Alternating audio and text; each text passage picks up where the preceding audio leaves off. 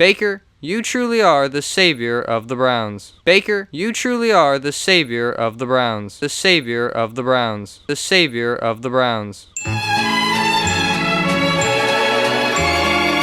Well, funny story. We last left off with Baker Mayfield returning the Browns to the playoffs for the first time since 2002, where they upset the hated rival Steelers to advance to the divisional round against the Chiefs. Up against the defending Super Bowl champions, the Browns have their work cut out for them, and it shows in the way they immediately go down 16-3. But near the end of the first half, they were driving. Baker looks for Rashard Higgins and finds him open. Higgins then dives for the end zone and fumbles. This play should have resulted in a 1st and goal, but instead the refs missed this blatant helmet-to-helmet and the Chiefs got the ball at the 20. And KC went down the field and kicked a field goal to end the first half, because that's just what they do. To start the second half, a Mayfield interception led to a missed Kansas City field goal. And from that point on, it looked to be all Browns. Mayfield led a TD drive, he capped himself with the touchdown pass. KC countered with a field goal, but it came at a great cost.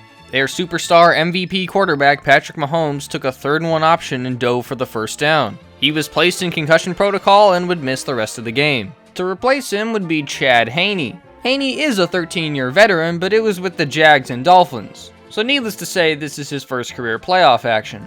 He tosses left for the first down and leads the team down for a field goal, like I said earlier.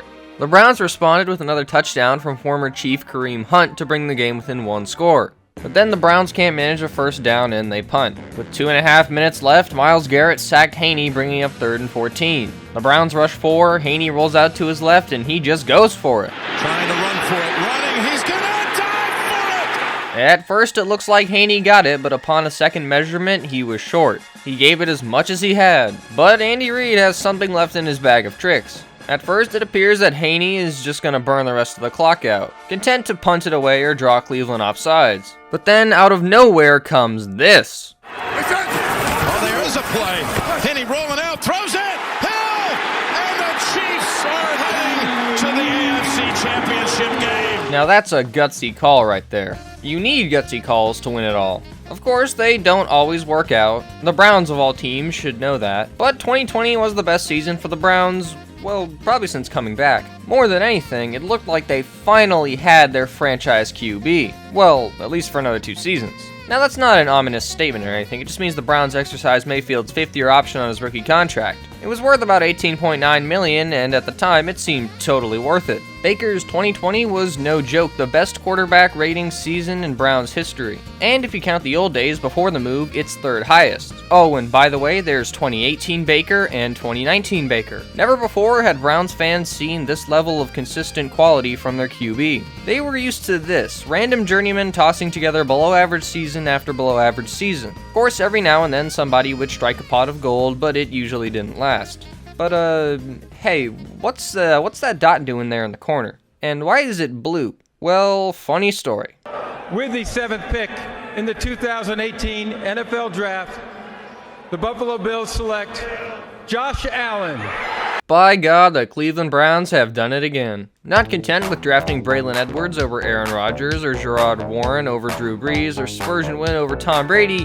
What was my point again? Oh, right. The Browns tend to pass on elite QBs. And when they do draft QBs, they tend to not do well either. In 2018, most of the mock drafts had them picking either Sam Darnold or Josh Allen. They, of course, went with Baker. It worked out. Until it didn't. The point is, they could have had Allen instead of Baker. And that might have helped them out come that game against the Chiefs. I guess by this logic, they also could have had Lamar Jackson or maybe even Josh Rosen, but, come on. Allen is clearly the best QB from this draft. It's not really close. But regardless, there's football to be played in Cleveland, and Baker is going to lead the charge in 2021. Week 1 would be, look at that, a rematch against the Chiefs. With Mahomes fully healthy, new addition Jadeveon Clowney in the defense couldn't do much to slow down Kansas City's insane offense. Mahomes passed for 3 touchdowns and rushed for another. Mayfield had an alright game, mostly just handing the ball off to Chubb, Hunt, and Landry, who rushed for 4 touchdowns. But he threw a real bad interception late to seal the deal. Week 2 was the tipping point for the Browns and their QB situation. The Texans were not fielding their star young quarterback as he had demanded a trade prior to the season. Huh, weird, wonder why. Of course, there were other reasons why they weren't playing and/or trading him, but trust me, that situation is radioactive. No team is touching him and his contract and baggage with a 10-foot pole. At least, probably not. Of course, the Browns passed on said QB way back in the 2017 draft. Myles Garrett is by no means a slouch, but a QB is something they really needed. Would an elite QB have gotten a single win in 2017? Probably. Did I mention that the Browns traded one of their picks to the Texans so that the Texans could draft said QB? That's what we in the biz call irony. Of course, there's still a game to be played. It's the second quarter, and Mayfield has just thrown an interception. Interceptions are usually a bad thing, but this one is about to become even worse. Mayfield attempts to tackle Justin Reed and he gets hit hard. He stayed in the game, but as you will soon learn, he shouldn't have. I mean, that was evident at the time. Look at how he's clearly in pain. Watch him run back to the tunnel. Observe the backup quarterback warming up. But despite all these red flags, come the next drive, he was back out there. But hey, he tossed a touchdown and finished with a 90% completion percentage, so maybe my worries were overblown. It's week 3 and the Chicago Bears are in town. And if you thought the Browns QB job was cursed, you gotta get a load of the Bears QB job. In over 100 years of football, the Chicago Bears have never had a 4,000-yard passer. Jay Cutler is their all-time leader in passing yards. Jay Cutler. But September 26th marks the beginning of a new dawn of Bears football. It's the beginning of the Justin Fields era. In completely unrelated news, the Browns set some franchise records this week. Fewest yards allowed, fewest net passing yards allowed, and Myles Garrett had the most sacks in a game. Mayfield played a fine game, not tossing an interception for the first time this season. Week 4, we are headed up north to Minnesota. Mayfield and Kirk Cousins both played poorly. The Browns scored 1 touchdown and finished with 14 points, which was still enough to win. Then October 7th came and went, and the headlines hit the papers. Mayfield partially tore his labrum in the win against the Texans. No surgery was required, so that's why he was able to come back into the game and play the next few weeks. So I guess now he just has to play with that injury. Week 5, welcome to SoFi Stadium. Home of the Rams and that other team that's also here. And a high-scoring duel between Mayfield and Justin Herbert. Herbert and the Chargers won the day, with Justin throwing for almost 400 yards and 4 touchdowns. Baker and co. managed 42 points, but they became the first team in NFL history to score 40-plus points with 0 turnovers and lose. That's a bummer. Mayfield didn't perform as good as Herbert in this one, but like, come on, look at these stats. These are great stats. These are solid stats. It's time for a Colt McCoy revenge game. And he gets his revenge, kneeling out the last couple seconds of this one. But that's not the big takeaway here. It was this. With 6.5 minutes left, Mayfield scrambles left and cops with the ball, courtesy of J.J. Watt. He doesn't get back up. Watt immediately notices this and motions for the training staff on the sideline. They brought him into the blue tent, and yet come the next drive, he was back out there. Eventually, he would get benched, but that was near the end of the 4th. Baker was limited in practice that week and would not be the starter for the first time since taking over the job in 2018. The longest consecutive start streak since the team was revived was over. Case Keenum was a college icon at Houston, where he threw for an NCAA record 19,217 passing yards. The Texans took a flyer on him, signing him as an undrafted free agent. He struggled for the first couple seasons of his NFL career up until his magical insanity run in 2017. If you weren't following football that year, just know that these were the potential Super Bowl quarterbacks. It was a wild time to be alive. Anywho, Case couldn't keep up that momentum and found himself as the backup to Mayfield in 2020, and now the starter here in Week 7. This game was on Thursday Night Football because I guess putting the Broncos undeservedly on primetime is a tradition that dates back many years. Both Nick Chubb and Kareem Hunt were injured. Didn't matter. Dearness Johnson stepped in and rushed for 146 yards to win the FedEx Ground Player of the Week. Keenum played great, and by great I mean he didn't make any mistakes that I was expecting him to make. Almost 200 yards and a TD with no picks is pretty good.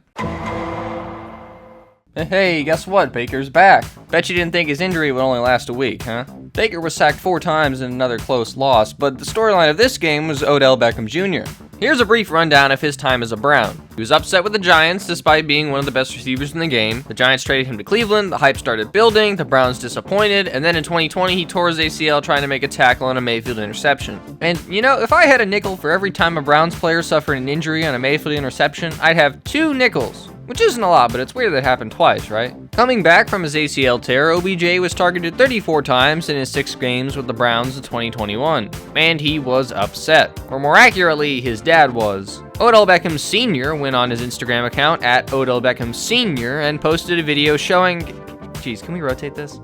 Thank you. And posted a video showing Mayfield repeatedly not targeting a wide-open Odell Beckham Jr. The message was clear. The Browns needed to get OBJ more targets. The front office got this message, and they made a move to accommodate OBJ's wishes. They cut him. The Rams ended up scooping him up, and what do you know, here he is in the Super Bowl catching a touchdown and winning a ring. Oh, and his targets per game went up. The now OBJ-less Browns would have to face, look, it's the Bengals. Against the eventual AFC champions, the Browns somehow managed to absolutely destroy them. 41-16, the largest Browns win since 2003 when Kelly Holcomb led the squad against Arizona. Despite limping after taking a sack, Baker threw 2 TDs and targeted his other star wide receiver Jarvis Landry only 5 times, and now he's complaining about his target numbers. Speaking of absolute destruction, Week 10! The Patriots make absolute mincemeat of the Browns defense, and late in the third, Matt Judon delivers a big hit to Baker. But this time, fearing a bigger injury, head coach Kevin Stefanski pulled Baker for the remainder of the game.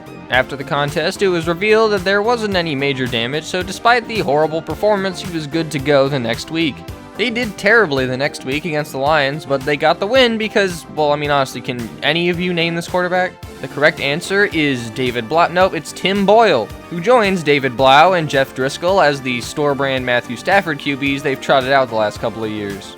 And even Jared Goff kind of falls into that category. After a not-so-great performance against Baltimore, the Browns went into the bye week at 6-6. Not terrible, they did have a chance, an outside chance, of taking a wild card spot, but still.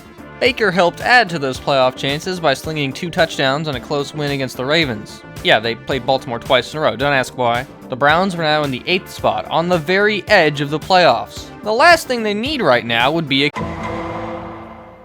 Hey, turns out that ding-dang virus is still kicking around. Baker got hit, and then because the sports gods despise Cleveland, Case Keenum also got hit, and also a bunch of other players and coaches. Reminiscent of that time, Broncos country had to ride with Kendall Hinton as their virus-induced emergency QB. The Browns had their game postponed 2 days so they could, actually field a team. In fairness, Nick Mullins has a bit more experience than Hinton did. I mean, Mullins had actually made plenty of starts in place of an injured Jimmy G back when he was with the 49ers. So he trots out there and gives a performance that didn't make me want to quit watching football forever, so I guess that's a positive. He even tossed a go-ahead touchdown late in the 4th. Well, then Derek Carr drove down and the Raiders ended up winning, but I mean, the effort was there. Baker's back, everyone. Oh Lord, he's back. Merry Christmas! This is the Browns' first ever game on the holiday. And we are going into the frigid Lambeau Field to face the top 10 passing defense the Packers have. Nick Chubb opened the scoring with a touchdown run on the opening drive. Baker was really into the giving spirit, lobbing up a glorious 55-yard arm punt to Darnell Savage. Then, late in the first, while in field goal range, Baker overthrows Jarvis Landry and winds up with another pick. He does throw a touchdown pass, but then the 2-point conversion is almost intercepted. Then he underthrows Landry, and Rasul Douglas jumps on it easily for his 3rd first-half interception. But in the 4th, Baker jumps on the Packers' defense not being ready to make it a 2-point game. A Devontae Adams drop gives Mayfield and the Browns one last chance to win this game. They have to go 75 yards in just over 2 minutes. Baker and Chubb connect for a first down, but Baker narrowly avoids an interception on a screen pass. On the next play, 3rd downs, and this one's picked! Intercepted! Yeah, that felt like that was coming. Cleveland dropped from almost in the playoffs to, no chance. After a poor Mayfield performance in Week 17, the Browns were officially eliminated. And that's the end of 2021. Well, at least it would have been if the NFL didn't decide to expand to a 17-game schedule. Case Keenum is somehow outperforming Baker. His passer rating is higher, he has a higher completion percentage, and his adjusted net yards per attempt was higher. Well, it's only a 2-game sample. Shut up, I'm in charge here. Okay, so that's the real end of 2021. A disappointing season, mostly because Baker tried to play through a torn labrum and a re-aggravated torn labrum. He finally got shoulder surgery after they were officially eliminated in Week 17, but it wasn't saving the season. Or as it turns out, his career. The Browns decided that they needed an elite QB who wasn't injured. They wanted a player who wouldn't miss, say, 11 games of a season, and a guy who would truly be elite on the field. So they went out and, well, they traded for the quarterback, who has a 782-word-long section detailing all the allegations and lawsuits against him on Wikipedia. As of the date on screen, all but one of the lawsuits have been settled. I'm not going to go into detail of what happened. I'm not the best one to describe or go into detail about all the legal stuff, but that particular QB was suspended for the first 11 games of the 2022 season, as well as getting a $5 million fine, which is a record. The NFL was attempting to get a full season suspension, but they couldn't. This sucks. Why do the Browns have to do this? They alienated Baker in the process of trading for their new QB, and they doubled down, giving him a fully guaranteed $230 million 5-year contract. But don't worry, they did a very extensive investigation of their own before making this decision. Baker was upset, and I can't blame him. I mean, I get it. He pushed through all this pain and his team just kicks him to the curb like this? Yeah, he deserves better. He requested a trade and got it. Case Keenum was also traded to be the backup for the Bills, so who's gonna be the QB now? Well, I guess it's Jacoby Brissett, who has a very interesting Twitter history. In a good way. He's funny and makes deep, thought-provoking comments. Anyway, let's get back to the football. That's why we're all here. In Week 1, the Browns faced the Panthers in Carolina. Did I ever mention where Baker ended up? Well, life's a funny thing. What are the odds of a player's first start with his new team being against his old team? Probably pretty slim. Who's the Browns' Week 13 opponent again? This game was not one for offensive fireworks. There weren't many highlights as the Browns jump out to a 20-7 fourth quarter lead. But Baker has a flair for the dramatic. First, he runs in a touchdown. Brissett responds with a field goal drive. Baker immediately counters with a 75-yard home run pass to Robbie Anderson. Did somebody say home run? Brissett can't make this third down pass, and Cleveland ends up punting. It's a touchback, so Baker Mayfield has a chance for revenge. All he needs to do is go 46 yards to get into field goal range. On play action, Mayfield finds DJ Moore for the first 26 yards. 20 yards to go. Christian McCaffrey gets the next 4, 16 yards to go. Mayfield finds McCaffrey behind the line and he gets 21 yards after the catch. Carolina is now in field goal range. Oh yeah, and there was a horse collar tackle so he can half the distance to the end zone. But then Baker fumbles the snap. But don't worry, he recovers it. A McCaffrey draw doesn't go anywhere and it sets up the 34-yarder for the lead. Can he do it? Can Eddie Pinheiro complete the comeback and give Baker his revenge? Yes. Yes, he can. But wait a second, there's still over a minute to go. The Panthers left too much time on the clock for Jacoby Brissett. A late hit on Brissett gives Cleveland 15 yards. Then they lose 2 yards. A pickup of 13 yards gets Cleveland across the 50 and the chance to spike it. The Browns are 9 yards away from field goal range. Fortunately, Amari Cooper picks up exactly 9 yards. Oh, did I mention that the Browns have Amari Cooper? Back before the season, they released Jarvis Landry and traded for Cooper from the Cowboys. But now the team is just on the edge of field goal range. The Browns kicker trots out. It's Cade York who is making his NFL debut. But in his defense, he made a 57-yarder in college, in a rainstorm. So yeah, he can probably make a 58-yarder in pristine conditions. York to try to win the game. The kick. Oh, look at this. There's the distance.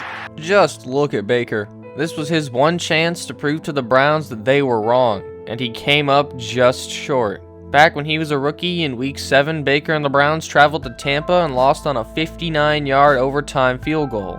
What are the chances, huh? Fun fact, this was the first time the Browns won an opening week game since Jeff Garcia led them in 2005.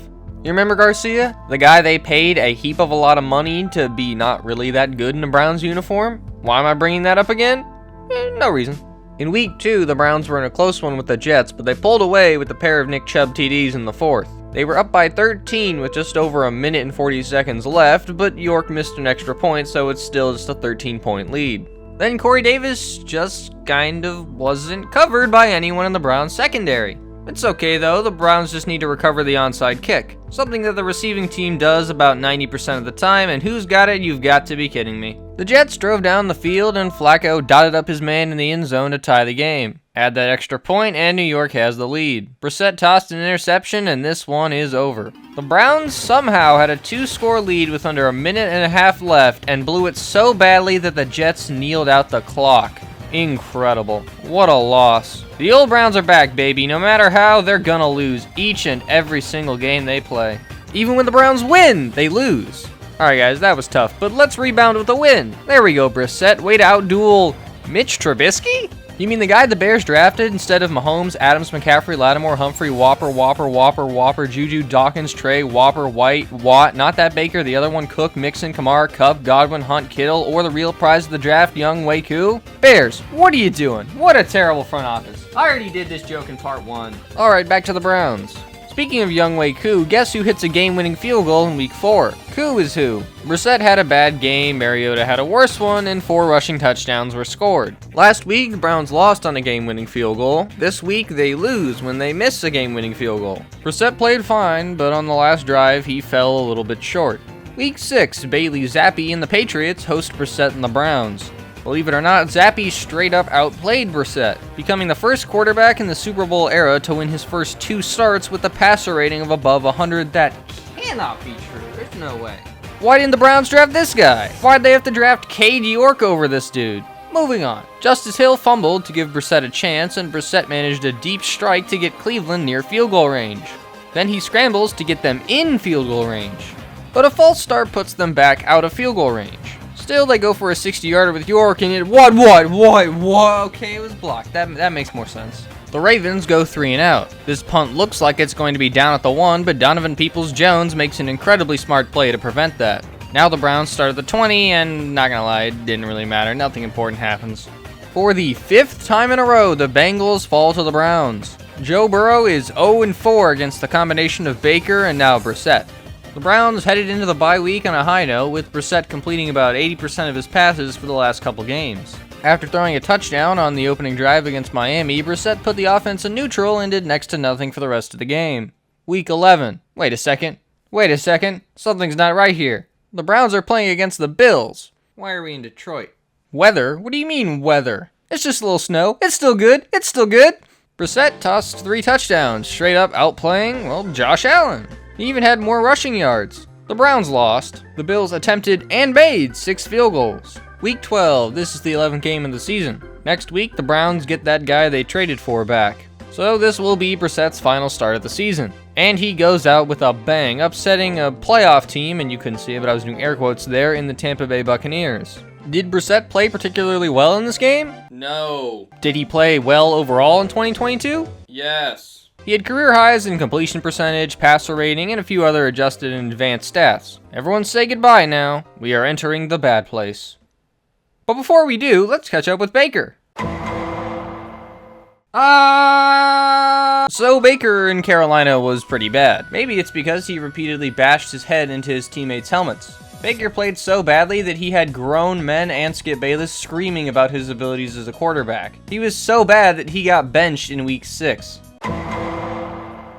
Turns out, Connor Cook's XFL replacement was so good, the Panthers actually gave him a contract and a few starts. Now, was he particularly good? I mean, no, but neither was Connor Cook, so it all evens out. I bet you didn't expect to see PJ Walker in this video, and I bet you also didn't expect this blurry picture of Jared Goff either. Wait, wasn't this segment about Baker? What are the chances that the number 1 and number 3 overall picks in the 2018 draft would both be on the Panthers? They were both quarterbacks. The throw back.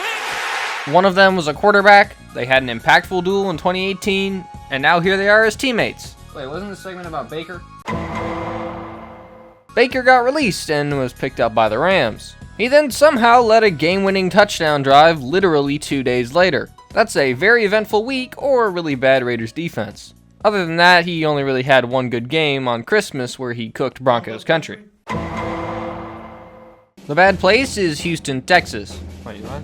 Yes, the NFL suspended the former Texans quarterback, and he just so happened to make his return from suspension in his former city. Did the NFL do that on purpose? He couldn't write a crazier script. I'm not saying they did, but I'm not saying they didn't. In any case, it's up to the Texans defense to make him look bad. And guys, I know that it's been a pretty rough year, but allow me to give you a little inspirational pep talk. Make him look terrible. I want to see this man crying. Hit him as hard as you can, boys.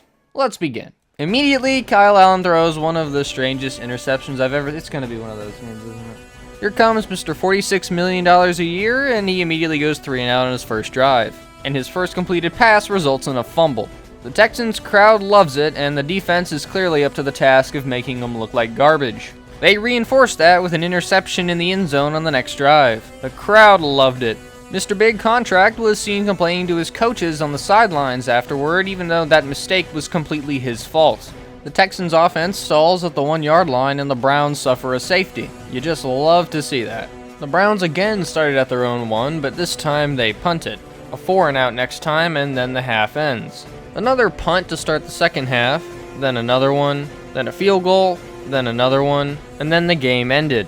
Now you might look at that score and think that I excluded the drives where the Browns scored touchdowns. I didn't. The Browns returned a punt early, then recovered a fumble, then a pick six. The Browns paid $230 million for a 53.4 passer rating.